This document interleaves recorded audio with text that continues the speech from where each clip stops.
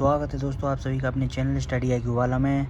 और power series का एक और चैप्टर आ चुका है आप लोगों के लिए, जिसमें RRB ALP स्टेज 1 26 तारीख का एक और शिफ्ट लेकर आ चुका हूं मैं। 2024 में इसका एग्ज़ाम हुआ था 11 नवंबर में। ठीक, तो देर नहीं करेंगे हम लोग। पहला क्वेश्चन आपका ये रहा, यदि एक समबहुभुज में 20 विकर्ण हैं तो इस बहुभुज की भुजाओं की संख्या कितनी है। तो जब हमें बहुभुज की संख्या निकालनी है दोस्तों, तो हमको ये पता होना चाहिए कि इसका ये फॉर्मूला होता है। विकर्ण निकालने के लिए जो फॉर्मूला लगता है वो लगता है n-3/2 इजगल टू विकर्ण, यानी कि विकर्ण कितने आपके 20। ये फॉर्मूला आपको याद करना पड़ेगा जब आपके सामने विकर्ण की संख्या दे रखी हो और बहुभुज की संख्या पूछ रहा हो कि बहुभुज की भुजाओं की कितनी संख्या है। तो इस तरीके से आप निकाल सकते हैं, ठीक है ना। 2 का गुणा आप 20 में करेंगे तो ये हो जाएगा 40। तो ये हो जाएगा n का अंदर गुणा करेंगे n² - 3n इजगल टू 40, यानी ये हो जाएगा n² - 3n - 40 इजगल टू 0।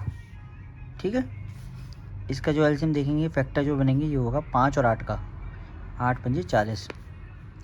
तो ये होगा आपका n², तो ये होगा आपका n² - 8n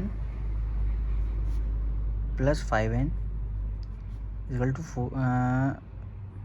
5n - 40। ठीक है, तो n कॉमन लेंगे तो ये हो जाएगा n - 8। तो हम यहीं रुक जाएंगे, क्यों?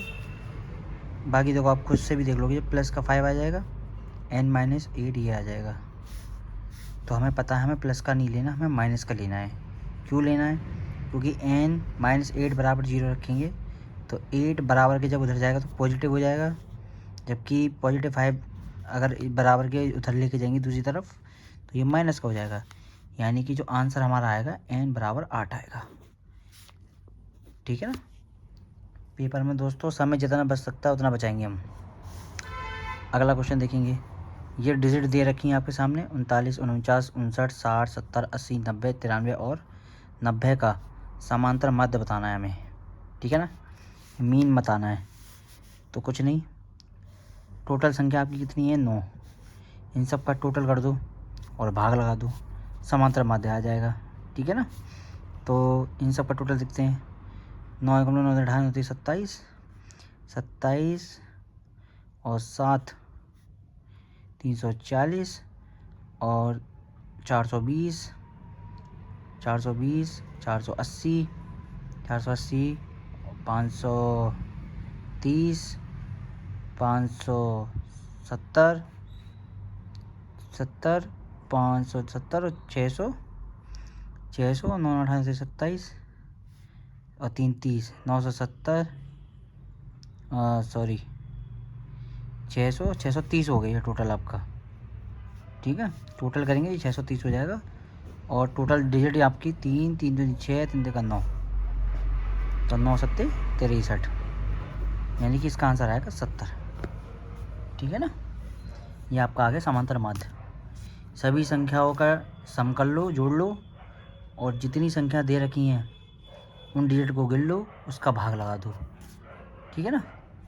अगला क्वेश्चन देखते हैं, 2 अंकों की संख्या और अंकों को उलटने पर प्राप्त संख्याओं का योग 99 है। अच्छा, तीसरा क्वेश्चन आपसे कह रहा है कि 2 अंकों की संख्या और अंकों को उलटने पर प्राप्त संख्या का योग 99 है। यदि संख्या के अंकों में 5 का अंतर है तो 2 अंकों की संख्या कौन सी होगी।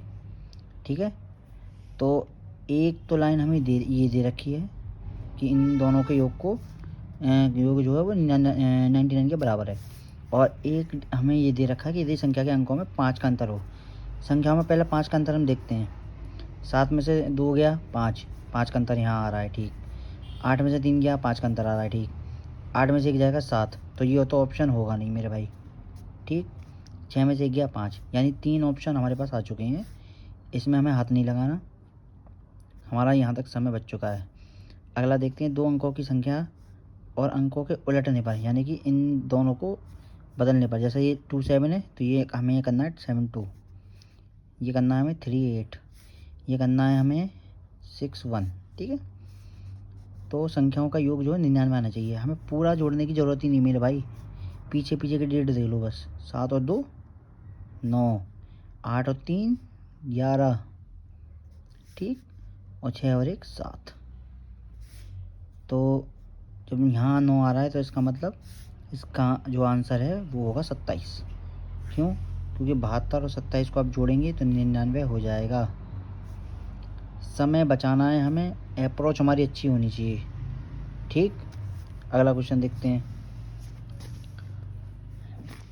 जग्गू एक लकड़ी की कुर्सी 3 दिन में बना सकता है और रब्बू उसी कुर्सी को 4 दिन में बना सकता है। ये हैं हमारे जग्गू भाई साहब, ये हमारे रब्बू भाई साहब। ठीक है, ये बना रहे हैं 3 दिन में और ये कुर्सी को बना दे रहा है 4 दिन में।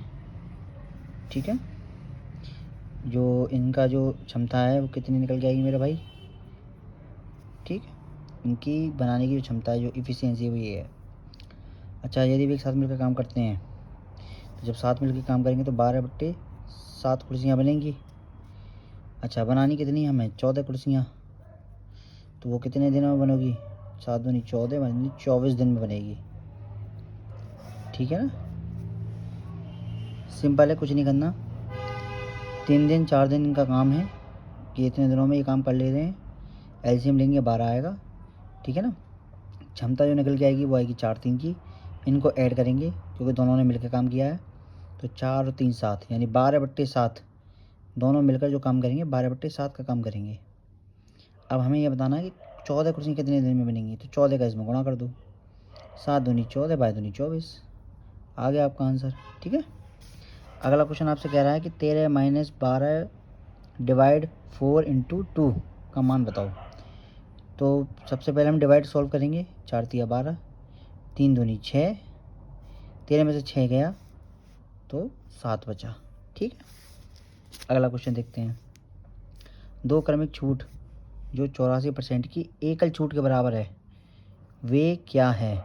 ठीक है, अच्छा इसका एक बेस्ट तरीका बताता हूँ मैं आपको। कुछ नहीं करना, 100 में से 84 घटा दो। ठीक है, अगर ऐसे भी नहीं करना चाहते तो कुछ मत करो। ये दिया है ना, दो संख्या आपको दी रखी 10 और 90। ठीक है, डबल जीरो इनमें से गायब कर दो तो 9 एकम 9। ठीक है, 6 चौक 24, 7 तिया 21, 8 दूनी 16। अब 100 में से 16 जाएगा तो क्या आएगा? 84। ठीक है, 100 में से 21 जाएगा, कितना बचेगा? 79। ठीक है, और 100 में से ही 24 जाएगा, कितना बचेगा? कितना बचेगा? 80 में से 4 के 76, और 100 में से 9 जाएगा तो ये बचेगा 81। आपको दिख रहा होगा जो एकल छूट है आपकी 84 है, तो 84 किस में आ रहा है? ये। तो आपका आंसर हो गया ये तो हो गया पहला तरीका, कम समय में बेस्ट। और एक और कम समय में ये देख सकते हैं हम, देखो 100 में से 84 घटा दो, जो एकल छूट है 100 में से उसको घटा दो तो कितना बचेगा? 16। अब कुछ नहीं करना, 9 एकम 9, 6 चौक 24, 7 तिया 21, 8 दूनी 16। 16 के साथ कहाँ आ रहा था? ये। तो ये मतलब ये 2 तरीके हैं, इस तरीके से आप कर सकते हो। बाकी एक आपका ये वाला भी है, एक्स प्लस बाई सक्सेसिव जिसको बोलते हैं, तो इसमें थोड़ा समय आपका ज़्यादा चला जाएगा। सक्सेसिव से बेस्ट तरीका है ये वाला। कुछ नहीं करना, 2 स्टेप का गेम है, खामखा आप इसके चक्कर में फंसोगे। 2 स्टेप में कहानी ख़त्म। कुछ नहीं करना, 100 में से एकल छूट को घटा दो, जो निकल के आएगा वो ऑप्शन में चेक कर लो गुणा करके, पहली डिजिट का। ठीक है ना, बाकी पॉइंटों में आता है तो पॉइंटों में भी निकालने का तरीका सेम है। 100 में से लेस कर दो, बाकी पॉइंट वाला भी गुणा करके देख लो, जो निकल के आएगा वो आंसर आ जाएगा। ठीक है, बाकी एक तरीका ये भी है, इस तरीके से भी कर सकते हो। ऑप्शन बहुत सारे हैं, करना अपने हिसाब से आपको कि कम समय में काम हो जाए आपका। ठीक है ना, अच्छा अगला क्वेश्चन देखते हैं। 10% वार्षिक एसआई की दर पर कोई धनराशि कितनी अवधि में दुगनी हो जाएगी? कोई भी धनराशि कितनी दुगनी हो जाएगी? ठीक है ना, तो क्या होगा? धनराशि हमको दी नहीं है, 10% निकालना है। समय कितना दिया है वो भी नहीं पता, ठीक है। 100 इंटू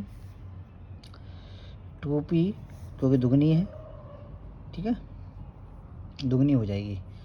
इसमें से इसको लेस करेंगे, p बचेगा, p से p कैंसिल हो जाएगा, 10 का 10, यानी कि t का जो मान आएगा वो आएगा 10, ठीक है। अच्छा, ये तो मैंने आपको समझाने के लिए इतना बड़ा किया है। बाकी एक तरीका और है, कभी भी ऐसा ही में 2 गुना बोले, 3 गुना बोले, 4 गुना बोले, उसमें से एक p घटा दो, मतलब एक डिजिट कम कर दो। जैसे 2 का पूछा है तो यहाँ 1 मान लो, 3 का पूछे 3 गुना तो 2 मान लो, 4 गुना पूछे तो 3 मान लो, ठीक है। तो एक तो लेस कर दो बिल्कुल इसमें से, जैसे 2 गुना पूछा है तो इसको 1 गुना मान लो, ठीक है, एक लेस कर दो। तो जब यहाँ 1 मानेंगे ना, ठीक, तो हमारे पास सिर्फ क्या बचता है, 10%। और 10% कितना होता है, 1/100 के बराबर। मतलब जो 10% है हमारा वो 10/100 हो जाएगा, यानी कि 1/10 हो जाएगा। यही हमारा आंसर हो जाता है। 10% का जितनी संख्या निकल के आएगी वो हमारा वर्ष निकल के आ जाता है, टाइम। सिंपल तरीका, सिंगल स्टेप में ये सवाल सॉल्व, ठीक है ना। समय भी बचेगा, आपका काम भी जल्दी हो जाएगा। अगला क्वेश्चन देखते हैं। उस बेलन का कुल पृष्ठीय क्षेत्रफल बताओ जिसके आधार की त्रिज्या 7 और ऊंचाई 12 है, ठीक है, सेंटीमीटर में है दोनों। तो क्या करेंगे हम लोग, कुल पृष्ठीय क्षेत्रफल हमें को बताना है इसमें, ठीक है ना। तो अगला प्रश्न आपके सामने ये है कि उस बेलन का कुल पृष्ठीय क्षेत्रफल बताओ जिसके आधार की त्रिज्या 7 सेंटीमीटर और ऊंचाई 12 सेंटीमीटर है। तो हमारे पास जो कुल पृष्ठीय क्षेत्रफल है वो क्या होता है, कुल पृष्ठीय क्षेत्रफल होता है आपका 2πr h+r। ये बेलन का कुल पृष्ठीय क्षेत्रफल होता है, टोटल सरफेस एरिया, ठीक है, TSA, ठीक, बेलन का, ठीक। पाई को हम बिल्कुल भी हिलाएंगे नहीं क्योंकि इसमें पाई हमारा रखा हुआ है सेम, ठीक। तो पाई तो कर दो आगे, 2 इंटू आर का मान है 7, एच का मान है 12, 12 + 7, 12 6 18 19 इंटू 7 इंटू 2, ठीक है। 2 सत्ते 14, 4 नीम 36। तो पहले डिजिट से हमको पता चल रहा है कि यूनिट डिजिट इसकी 6 है, ठीक है। इनमें से 6 कहाँ है, ये रहा आंसर। समय बचाओ, ठीक है ना। यूनिट डिजिट 6 आ गया, यानी कि इसका आंसर ये आएगा। सिंपल, जब 2 जगह 6 आते तो हमें पूरा सॉल्व करना पड़ता। जब हमारा सिंगल शॉट में ही काम हो रहा है तो हम ज़्यादा आगे बातों को बढ़ेंगे नहीं। अगला क्वेश्चन देखते हैं। 24 42 56 का एलसीएम, ठीक है, 24 42 और 56 का हमें एलसीएम निकालना है। 8 तिया 24, 6 सत्ते 42 और 8 सत्ते 56, ठीक है। 2 पे घात 3 इंटू 3 पे घात 1, 2 पे घात 1, 3 पे घात 1, 7 पे घात 1 और 2 पे घात 3 इंटू 7। तो मैक्सिमम जो घाते हैं वो 2 पे घात 3 है, 3 पे घात 1 है और 7 पे घात 1, यानी कि 8 तिया 24, 7 चौक 28। पीछे 8 किस में आ रहा है, दोनों में आ रहा है, ठीक है। पर हमें इतना पता है कि 7 दूनी 14 भी होता है, यानी ये 140, यानी इससे ऊपर नहीं जाएगा, तो इसका आंसर होगा ये, ठीक है। 618 तो होने से रहा मेरे भाई, 7 दूनी 14, क्योंकि जब 140 वैसे भी आ रहा है तो 140 के आसपास की संख्या क्या आ रही है, 168। बस खत्म कहानी। अगला क्वेश्चन देखते हैं। अपनी कुल आय में से संजय 20% घर के किराए पर और शेष का 70% घरेलू खर्च पर व्यय करता है। यदि वह 2800 रुपये बचाता है तो उसकी कुल आय कितनी होगी। तो कुल आय कितनी होगी, 100 में से मेरे भाई वो 20 रुपये जो है वो घर में खर्च कर रहा है, तो बचा कितना, 80। 80 का 70% वो घरेलू खर्च में ख़त्म कर रहा है, तो यानी कि इतना रुपये वो घरेलू खर्च में लगा रहा है।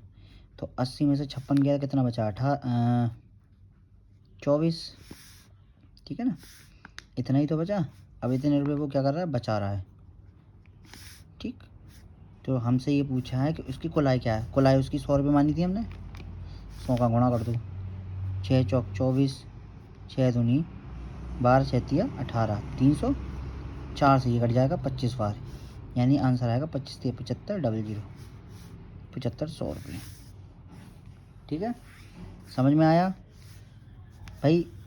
टोटल जो उसकी इनकम थी वो 100 रुपये थी, 20% घर में खर्च करा, घर के किराए में, तो बचा 80, 80 का 70% होता है 56, 56 रुपये उसने घरेलू खर्च में खर्च कर दिए, तो 56 लेस कर दो 80 में से, बचा कितना 24, इतने रुपये बचा पा रहा है, यानी 24 की जो यूनिट है वो है 1800 रुपये के बराबर रख दो, 100 का गुणा कर दो 1800 में, इतनी वैल्यू हमें निकालनी है, बाकी भाग लगा दो 7500 आ जाएगा, हो गया काम।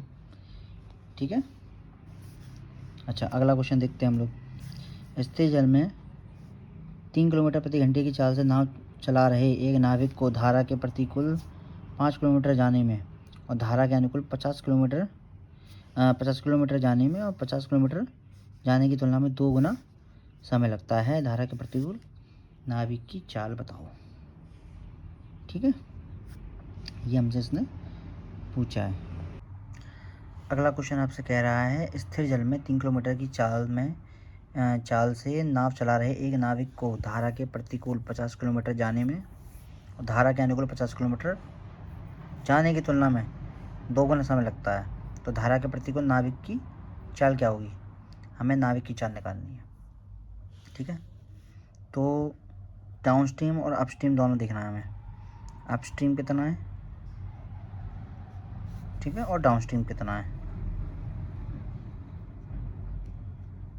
ठीक, अच्छा अप स्ट्रीम क्या होगा हमारा यहाँ, बी माइनस सी और बी प्लस सी। ठीक है ना, तो बी प्लस सी ये आपका ये दोनों हो गया। क्वेश्चन में उसने कहा है कि 50 किलोमीटर जाने की तुलना में 2 गुना समय लग जाता है, तो ये हो जाएगा बी माइनस सी बराबर 2 गुना समय लग रहा है ना, बी प्लस सी किसके लग रहा है, धारा के अनुकूल 50 किलोमीटर जाने की तुलना में, यानी धारा के अनुकूल 50 किलोमीटर जाने की तुलना में 2 गुना समय लग रहा है। तो 50 किलोमीटर धारा है, इसकी स्पीड जो है 50 किलोमीटर की दूरी है, ठीक है ना, और जो समय लग रहा है वो आपका ये लग रहा है, दुगना ही लगेगा क्योंकि क्वेश्चन में उसने बोला है। ठीक, 50 से 50 कैंसिल हो गया आपका, तो ये हो जाएगा बी प्लस सी बराबर 2b माइनस सी। ठीक है, अब b प्लस सी बराबर 2b माइनस 2c। ठीक, c को उधर ले जाएंगे, b को उधर लाएंगे, तो ये हो जाएगा b बराबर 3c। ठीक है ना, अच्छा b का मान कितना है, b का जो मान है वो है 3, तो c की चाल कितनी हो जाएगी 1 किलोमीटर प्रति घंटा। ठीक है, जब इसका 1 किलोमीटर हो गया तो इसको इसमें से लेस कर दो, तो b का मान कितना है, b का मान a का मान ये है और b का मान 3, तो 3 में से 1 गया तो कितना बचा 2। ठीक है, तो इसका आंसर आएगा 2 किलोमीटर प्रति घंटा। जो नाविक की चाल निकल के आएगी, ये नाविक की चाल होती है, तो नाविक की जो चाल है वो आएगी 2 किलोमीटर प्रति घंटा। ठीक है ना, सिंपल है, आ गया समझ में आपको। यह अपस्ट्रीम है आपकी, यह डाउन स्ट्रीम। ठीक, और इसमें उसने बोला था कि धारा के अनुकूल 50 किलोमीटर जाने की तुलना में 2 गुना समय लगता है, इसके अनुकूल जाने में इसको लगता है, तो जब इसको लगता है तो बराबर करने के लिए हमें क्या करना पड़ेगा, इसको बराबर करने के लिए इसमें गुणा करना पड़ेगा, तो जो हमने गुणा किया है वो इसमें कर दिया। ठीक है ना, 50 से 50 आपका कैंसिल हो गया, बाकी एक दूसरे के हम इसको बराबर ले आए, 2 का इसमें अंदर गुणा कर दिया। ठीक है, लेस किया तो 3c बराबर b आ गया। ठीक है ना, b की वैल्यू 3 दे रखी थी यहाँ स्थिर जल में, शांत जल में जो चाल है 3 किलोमीटर है, तो वो यहाँ रख दी 3 किलोमीटर प्रति घंटा, 3 से 3 कैंसिल हो गया, तो 1 किलोमीटर प्रति घंटा आपका इसका शांत जल का निकल के आ गया। ठीक, अब हमें नाविक की चाल बतानी थी। ठीक है, तो नाविक की चाल क्या होगी आपकी b माइनस सी, 3 में से 1 गया तो आपका ये आ गया बस। ठीक है ना, अगला क्वेश्चन देखते हैं, 297 इंटू 303 का मान बताओ। ठीक है, तो इसका ये हो जाएगा, देखो 300 में से 3 जाते हैं, मतलब 3 घटाएंगे तो 297 आएगा, इंटू 300 में 3 जोड़ेंगे तो 303 हो जाएगा। a minus B A plus B, यानी कि ये हो जाएगा 300 का स्क्वायर इंटू 3 का स्क्वायर, ये हो जाएगा 9 और 0000, ठीक है, ये हो जाएगा 3 तक 9। तो जब इसको हम लेस करेंगे A square minus B square, sorry A square minus B square, तो जब हम इसको लेस करेंगे तो ये हो जाएगा 8, 10 में से 9 गया 1, 9 9 9, ये है आंसर आपका, ठीक है, क्लियर।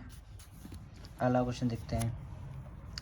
1 से 70 तक दोनों संख्या को शामिल करते हुए कितनी प्रतिशत संख्या होगा इकाई अंक 1 या 7 होगा। देखो 1 का होगा, 7 का होगा, 11 का होगा, 17 का होगा, 21, 31, 41, 51, 61 और 70 पे से ऊपर हम जा नहीं सकते क्योंकि 70 तक हमें लेना है। यूनिट डिजिट पूछ रहा है वो, ठीक है ना। 27, 37, 47, 57 और 67। अच्छा, टोटल नंबर पूछता है तो कितने हो जाएंगे, 3 3 6 और 1 7 दूनी 14। अगर वो टोटल नंबर पूछता तो हम 14 आंसर बताते। बच्चे क्या करते, 14 ला के चले आते हैं, यहाँ पे आंसर आपका गलत हो जाता। वो परसेंटेज पूछ रहा है आपसे, नंबर नहीं पूछ रहा।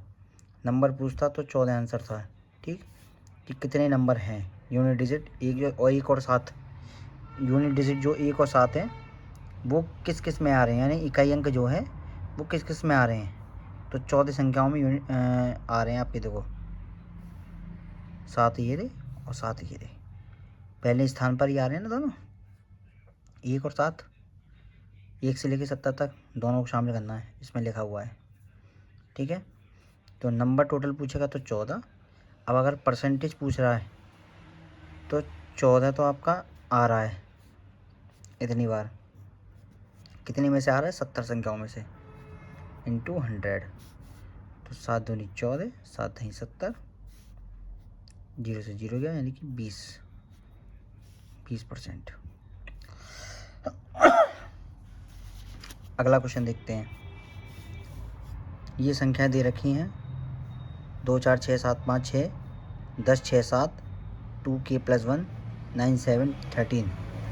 आंकड़ों का बहुलक 7 है, तो k का मान बताओ, ठीक है। ये क्वेश्चन मैं पिछले वाले उसमें भी करा चुका हूँ पेपर में, जो अभी इससे पहले पेपर सॉल्व कराया था मैंने आपको, इसमें भी आ चुका है, यानी कि रिपीटेड क्वेश्चन है ये। तो देख लो भाई, कुछ नहीं करना, 2k + 1 लिख लो यहाँ, बहुलक कितना दे रखा है 7, चुपचाप से 7 उतार लो यहाँ, ठीक है। तो 2k बराबर कितना हो जाएगा, 7 से 1 गया 6, तो k की वैल्यू कितनी आएगी, 3, आ गया आंसर, ठीक है ना, k का मान 3। अगला क्वेश्चन देखते हैं। एक कार 5 घंटे में 275 किलोमीटर की दूरी तय करती है। यदि इसकी चाल में 5 किलोमीटर की कमी प्रति घंटे की कमी कर दी जाए तो कार को 250 किलोमीटर दूरी तय करने में कितना समय लगेगा। सबसे पहले तो इसकी स्पीड निकालो, तो 275/5, तो स्पीड निकल के कितनी आएगी, 55 किलोमीटर प्रति घंटा। 5 की कमी बता रहा है, तो 5 की कमी करेंगे तो ये कितना हो जाएगा, 50 किलोमीटर प्रति घंटा, ठीक। अब वो समय पूछ रहा है, तो 250 किलोमीटर तो आपका ये रहा, इतना डिस्टेंस कवर करना है, इतने की स्पीड से करना है, तो कितना आएगा आंसर आपका, 5 घंटे, ठीक है ना। 0 से 0 कैंसिल, 25 किलोमीटर गया, यानी कि 5 घंटे में आपका ये सफ़र तय हो जाएगा, इतना समय लगेगा। अच्छा, A/B/C निकालना है। A/B 3/2 और B/C बराबर किसके हैं, 3/2 के। तो A/B/C यहाँ हम लिख लिया हमने, A की जगह 3 रखा, B की जगह यहाँ 2 रखा हुआ है तो 2 लिख दिया। अब अगला क्या करना है, B की जगह 3 और C की जगह 2। अब हम क्या करेंगे, 2 ये रहा तो यहाँ भी 2 लिखेंगे, इधर 3 लिखा है तो इधर 3 लिखेंगे, 3 3 का 9, 3 दूनी 6, ठीक है, और 2 4, इनका आपस में गुणा होता है, ठीक है, तो आपका आंसर आ गया 964। ठीक है, अगला क्वेश्चन देखते हैं। एक पेड़ टूटकर ज़मीन पर इस प्रकार गिरता है कि उसका ऊपरी हिस्सा अभी भी उसके तने से आंशिक रूप से जुड़ा हुआ है। ये पेड़ है, ये यहाँ से गिरा तो उससे अभी भी जुड़ा हुआ है, ये ज़मीन पे टच नहीं हो रहा, सिर्फ जुड़ा हुआ है। तो उसकी मूल ऊंचाई जो है वो है 24, ठीक है, किलोमीटर, और ज़मीन से 30 डिग्री का ये इसने कोण बनाया है। तो ये किस ऊंचाई पर है? ठीक है, अभी ये किस ऊंचाई पर है हमें ये बताना है। ठीक है, तो जब ऐसा है तो ये समकोण बनाएगा, तो जब ये समकोण बढ़ाएगा तो ये हो जाएगा sin 30। ठीक है, sin 30, ऊंचाई हमारी h है, स्मॉल h। ठीक है, और कैपिटल H में से हमें स्मॉल h घटाना है, समझे? यानी कैपिटल H की वैल्यू कितनी दे रखी है? पेड़ की जो मूल ऊंचाई है वो 24 दे रखी है। ये हाईएस्ट पॉइंट है पेड़ का जो लगा हुआ था, जब टूट गया तो ये हो गया इसकी हाइट। ये हमें पता नहीं है, यही तो निकालनी है कि टूटने के बाद वो किस ऊंचाई पर है, तो हमें नहीं पता, यही तो आंसर निकालना है। तो sin 30 का मान है 1/2। H की वैल्यू हमें पता नहीं है, यही निकालनी है। मूल ऊंचाई हमें पता है, लिख दिया। इसको वहाँ रख दो, इसको यहाँ गुणा कर दो, तो 24 माइनस h 2h 3h बराबर 24, यानी कि h बराबर 8 मीटर। ये आपका आंसर आ गया। क्लियर? अगला क्वेश्चन देखते हैं। अगला क्वेश्चन आपसे क्या कह रहा है कि 12 सेंटीमीटर त्रिज्या वाले एक ठोस धातु के गोले को पिघलाकर 2 सेंटीमीटर त्रिज्या वाले छोटे गोलों के रूप में ढाला जाता है।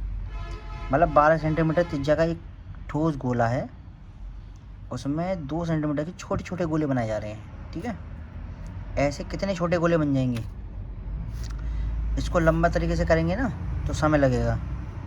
शॉर्ट तरीका इसका बता दूं या खोल के बता दूं पूरा? यहाँ शॉर्ट बता देता हूँ, ठीक है, यहाँ लंबे में देख लो। तो सबसे पहले मैं आपको लंबे में बता देता हूँ, ठीक है। तो ये होता है 4/3 पाई r क्यू, ये फॉर्मूला होता है ठोस गोले का। तो ये हो जाएगा 4/3 पाई इंटू, सबसे पहले क्या है 12 इंटू 12 इंटू 12, यही तो आपका बट्टे। ठीक है, अब हमें क्या करना है, छोटे छोटे गोले निकालने हैं। छोटे छोटे इसमें से गोले निकाल देंगे तब हमें पता चलेगा कितना निकलेगा। तो हमें क्या करना है, भाग करना है, 2 गुणा 2 गुणा 2। ये भी निकल, छोटे वाले अब निकाल रहे हैं हम लोग बड़े वाले में से काट काट के। भाई भाग देंगे, भाग का मतलब ये होता है काटना। ठीक है, भाग देना, इससे ये गया, इससे ये गया, 2 × 12, 2 × 12, 2 × 12। तो ये आंसर आपका 6 × 36, 36 दूनी 6 × 36 और 36 छक्के 216। ठीक, ये तो हो गया आपका लॉन्ग मेथड। और शॉर्ट में जानना हो तो कुछ नहीं करना, ये आपका जो छोटा वाला दिया है ना, छोटे गोले निकालने हैं, 12 का आधा कर दो। 12 का आधा कितना हो गया, 6। मतलब जितना यहाँ त्रिज्या आपकी दी होती है ना छोटी वाली, उसको बड़ी वाली त्रिज्या में भाग दे दो। तो 2 का 12 में भाग दिया तो कितना आया, 6। इसका क्यूब कर दो चुपचाप, ठीक है ना, 216। या फिर ऐसे और समझना हो तो और जैसे देख लो, ये क्यूब दिया है, ये भी क्यूब दिया है, ठीक है, ऐसे करके भाग दे दो, क्योंकि ये तो वैसे भी कट जाते हैं एक दूसरे से। तो ये शॉर्ट फॉर्म हो गया आपका, मतलब शॉर्ट तरीका हो गया जल्दी क्वेश्चन करने का, कम समय में आपका जल्दी आंसर आ जाएगा। अगला क्वेश्चन देखते हैं। सोमवार बराबर 200, मंगलवार बराबर 300, बुधवार बराबर 250, शुक्रवार बराबर 450, शनिवार बराबर 400, गुरुवार बराबर 400। ठीक है ना। सोमवार और मंगलवार को मिलाकर टीवी सेट की कितनी यूनिट का उत्पादन किया गया है? मतलब सोमवार और मंगलवार को दोनों को अगर दिनों को मिला लें तो कितने टीवी सेट बन चुके हैं? ठीक है, सोमवार मंगलवार में कितने बने? 200 300 यानी 500। सिंपल है, अगला क्वेश्चन देखते हैं। 0.002 इंटू 0.5 का मान कितना होगा? 5 दूनी 10। सबसे पहले क्या करेंगे, 2 आसान तरीका जल्दी करने का, 3 जीरो यहाँ लिख लेंगे नीचे, इंटू 5 के नीचे 1 जीरो रख लेंगे। 5 दूनी 10, 10 से 10 कैंसिल हो गया तो कितना बचा? 3। भाई 5 दूनी 10 बट्टे 1 जीरो जीरो जीरो इंटू 1/10, 10 से 10 गया तो 0 पॉइंट कितना आएगा? 001। ठीक है, ये आपका आंसर आएगा। आई होप आप लोगों को अच्छी लगी हो वीडियो। ठीक है, पसंद आई हो तो लाइक करें, ठीक है ना, कमेंट करें अगर पसंद आई हो वीडियो, ठीक है ना, चैनल को सब्सक्राइब करके जाएं, ठीक है, और ऐसे ही और भी वीडियो मैं लाता रहूँगा, ठीक है ना। आप लोगों का एग्ज़ाम आने वाला है, डेट पास आ चुकी है, तो ऐसी तैयारियों में लगे रहो, अच्छे से जितने भी मैथ के पेपर हैं वो सॉल्व करते रहो, ठीक है ना। धन्यवाद बहुत बहुत।